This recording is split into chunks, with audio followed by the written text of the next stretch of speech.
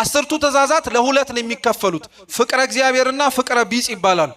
ፍቅረ እግዚአብሔር የሚባሉት የመጀመሪያዎቹ 3 ትእዛዛቶች ናቸው ልብ አርጋችሁ ስሙ በደንብ ከኔ ካምላክህ ከእግዚአብሔር በቀር ሌሎች አማልክትን አታምልክ የእግዚአብሔርን ስም በከንቱ አትጥራ የሰንበትን ቀን ትቀድሳት ዘንድ አስብ የሚሉት እነዚህ 3 ትእዛዛት እኛ ያለንን ፍቅር ለእግዚአብሔር የምንገልጥባቸው መንገዶች ናቸው ሰው እግዚአብሔርን በንግግር ብቻ እወድሃለሁ ሊለው አይችልም በስራ ፍቅሩን ይተረጉመዋል እንጂ ከሱ የተረፉት 7 ትእዛዛት እናትና አባትን አክብር እንዲሁም ለዚህ ባለጸጋ የተነገረው አትስረቅ አታመንዝር አትግደል በሐሰት አትመስክር የባልንጀራን ቤት አትመኝና ባልንጀራን እንደራስ አድርገው ውደድ የሚሉት ደግሞ ፍቅረ ቢጽ ይባላል እስኪ ፍቅረ ቢጽ በሉ ፍቅረ ቢጽ ማለት ወንድም ወንድሙን ሰው ሌላውን ሰው መውደዱን የሚያሳየው በዚህ ነው አለ እስኪ ክርስቲያኖች ልብ ብላችሁ ስሙ